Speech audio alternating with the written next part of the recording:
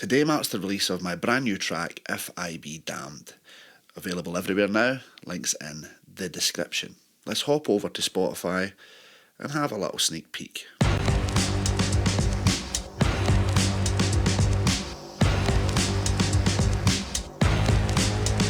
was a fire in an empty space, said you desire with the same old face. I walked for miles till the words came out, till the song came up.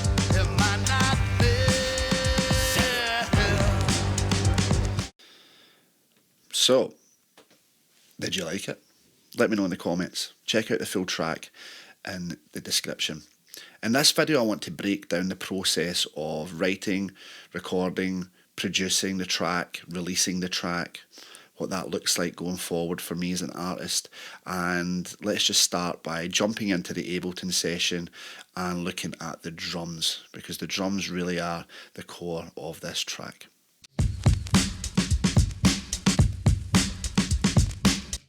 And you can hear there's some of that vinyl crackle in the background, giving it that sort of dusty hip-hop kind of vibe, which I like. And to the keen observer, you'll notice that I've chopped this beat up so that I can create simple fills.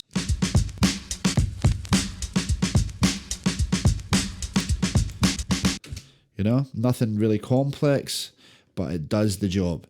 And I can see here that I have enhanced the beat with what I'm calling big kick. Have a listen.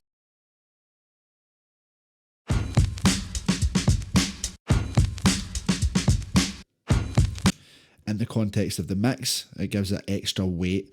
And the only other thing to really talk about with the drums here is this filter drum section. Listen.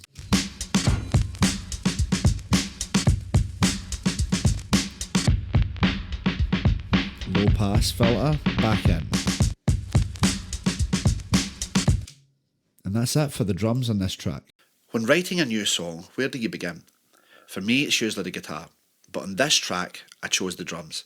And that took me in a different direction. Now, my career as a drummer started at the young age of 7 years old and ended at the young age of 7 years old. I went to Benidorm on a family holiday and we were in the Shamrock Bar. It was the 90s, kids in bars, late at night. And the band that was playing, I really liked the drummer. Night after night, I would always want to, get close to those drums. And the drummer gave me these drumsticks. I took them home from the holiday, started playing on all the biscuit tins, and my drum career was quickly deterred. Sorry, Mum. Anyway, I always loved the drums, and now with the wide availability of drum sample packs, sample libraries like Splice, drum programming, VSTs such as Addictive Drums and Superior Drummer, if you love the drums, then there's no reason why you can't learn a little bit and have drums in your music without having noise complaints from your neighbours when you try and set up a drum kit in your house. So, after the drums were laid down on this particular track, then it was time to add some bass. Let's have a listen. The next most important element that defines this song is the bass. Now, the initial idea for the track was literally the chorus section, and all I had was the drums and I had these bass synth sounds.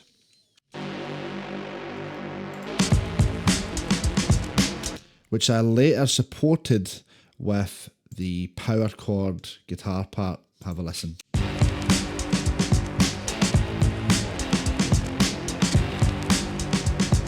That's it, that's all I had. And on top of that, I decided to add the real bass.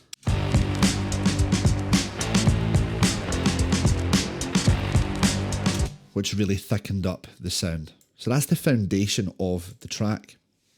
So my drumming leaves a lot to be desired, but the guitar is my secret weapon. Now, I've made a living from the guitar or with the guitar since I was 20 years old, and I'm now only 23. If you believe that, you believe anything.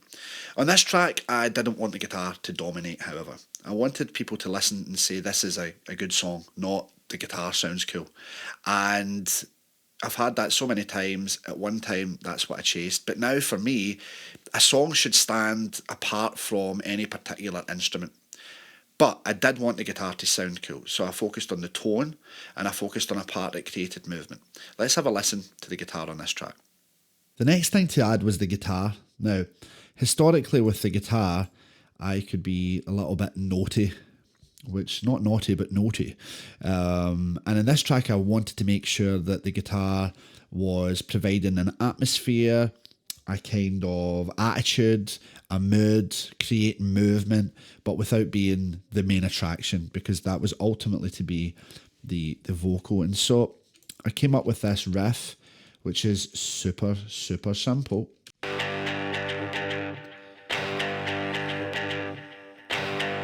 can hear the power chords.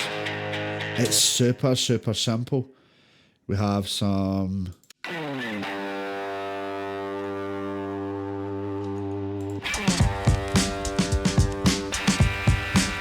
more of the riff.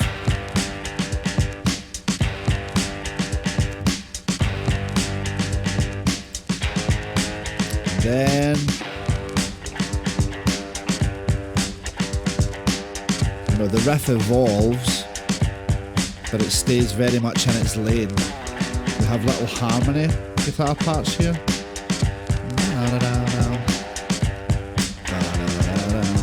Super simple, but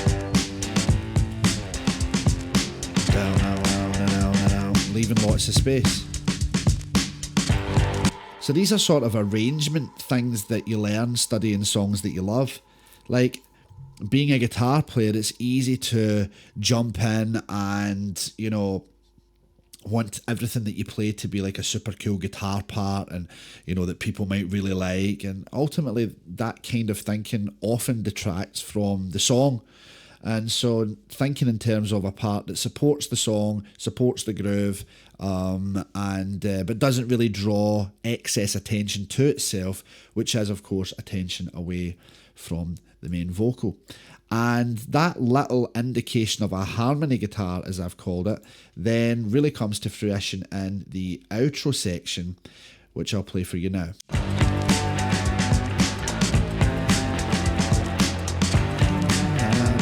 So we've hinted at that kind of thing earlier on in the song, but here, you know, that really gives it this major quality. The song's kind of minor, and that adds in this major third that really makes that outro seem a little bit more, I guess, celebratory, for lack of a better terminology, and carries the song out to the end. And then, of course, in the actual outro itself, this, I guess, I say it's instrumental, but, you know, I'm singing Well, I'll Be Damned over that. But in the outro part,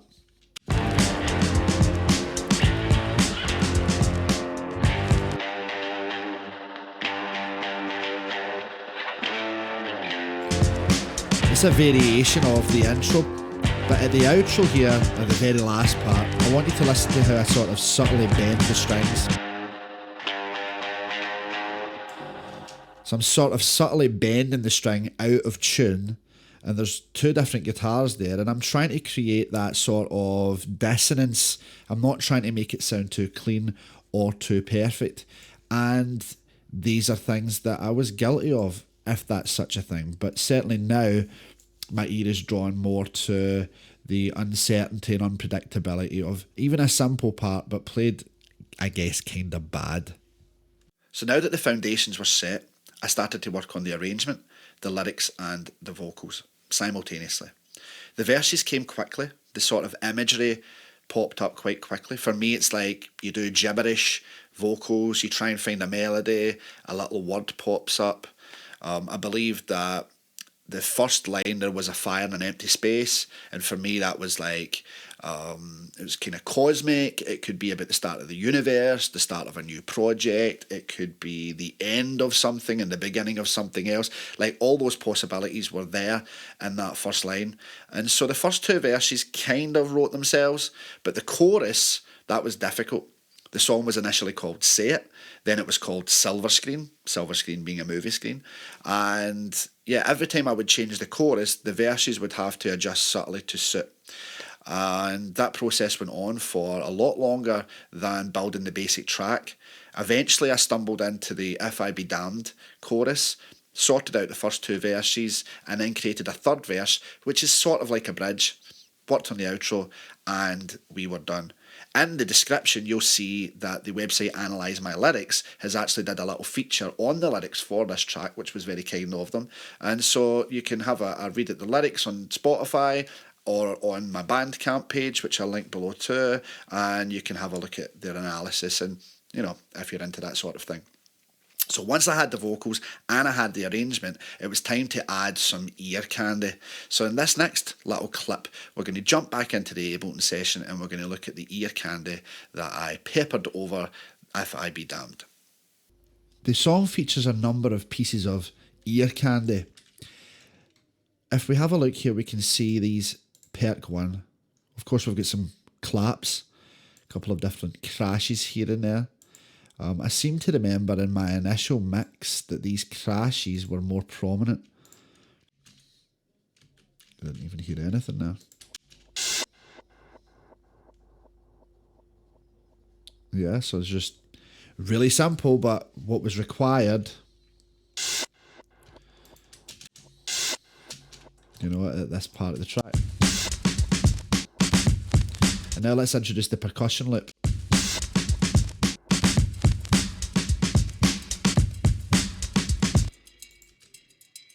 Subtle, but designed to create some more movement. Throw in some claps.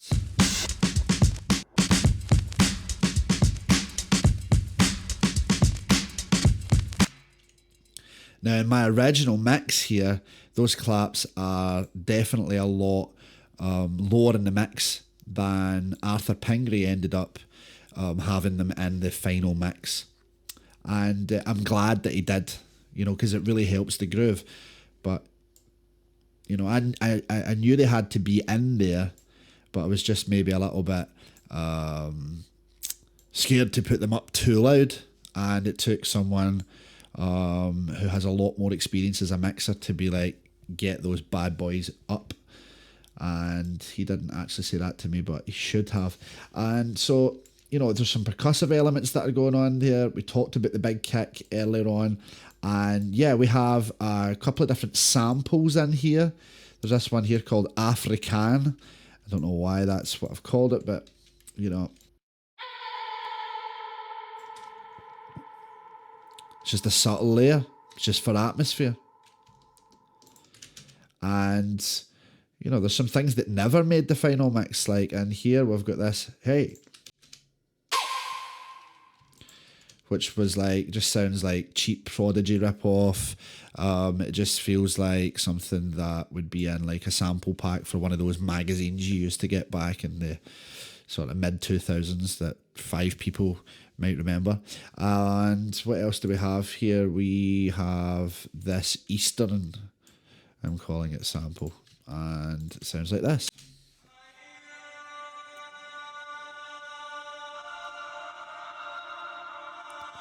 So have a listen to the original track, see if you can find that.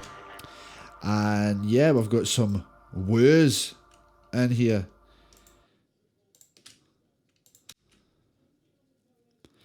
Let's have a listen. I guess they're more like whoos than woos. The Wu-Tang connection is always strong in me. So let's listen to that in the mix.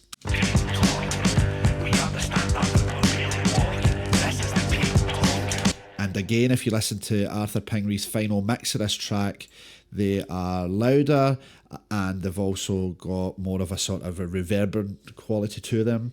And moving on, you can see, like in the chorus, really, what's supporting the chorus and giving it atmosphere are these really simple sounds.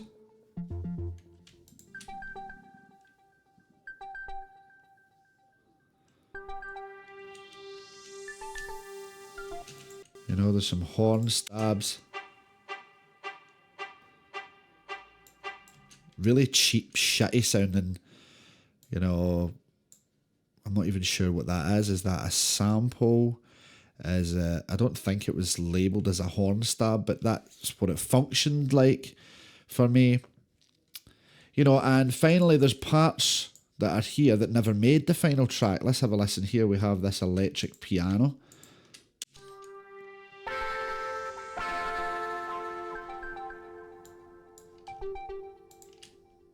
which is cool.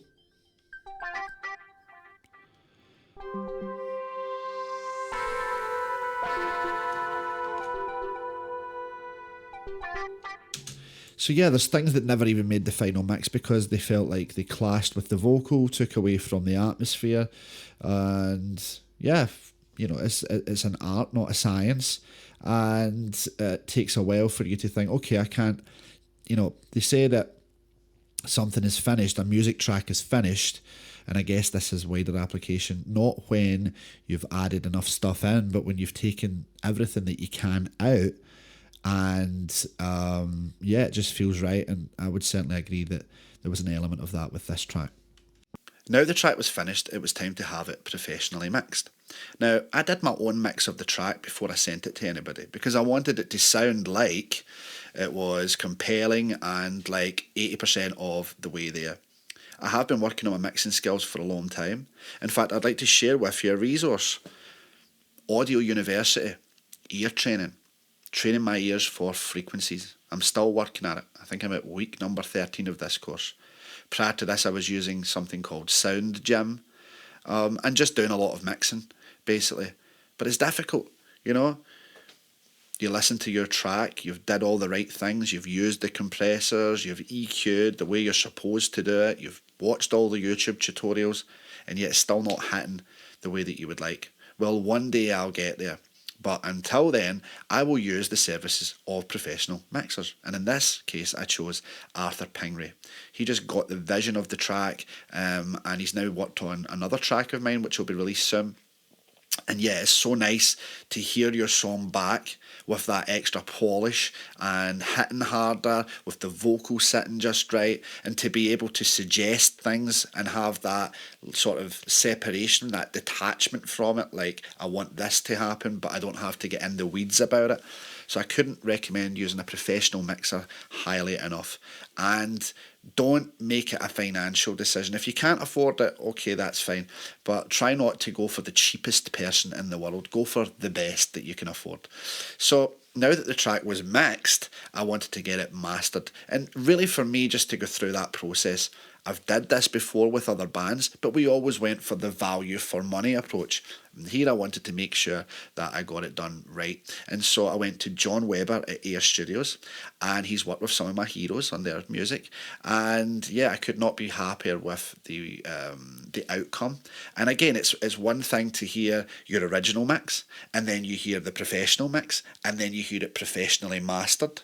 And then you listen through different systems, and you go, wow, this is great. So that extra little 10-20% on top of your finished production really does make the difference. Now, I just want to also share with you here a little bit of a snippet of a review. Gritty, soulful and unapologetic. A masterclass in raw storytelling. So they've really blew me up this morning with this.